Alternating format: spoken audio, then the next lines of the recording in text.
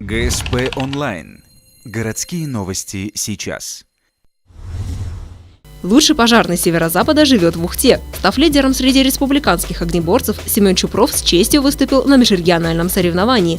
Всем участникам нужно было ответить на ряд теоретических вопросов, а также сдать 6 дисциплин. Половина из них проверяла физическую подготовку, другая половина была направлена на специальные навыки. 100-метровая полоса с препятствиями, вязка спасательной петли и подъем по штурмовой лестнице в окно 4-го этажа. Именно последняя задача вызвала у участников больше всего проблем.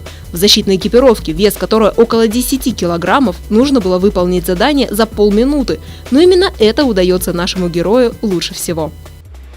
Были моменты какие-то сложные такие. Ну, то есть мне, допустим, все дисциплины...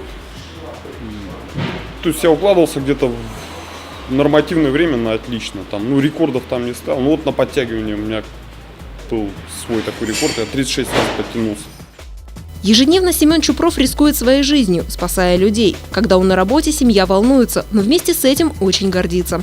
Мужчина подает героический пример своему сыну-первокласснику. Огнеборец не собирается останавливаться на достигнутом успехе. Уже в декабре пройдет соревнование по гиревому спорту, где Семен также планирует принять участие.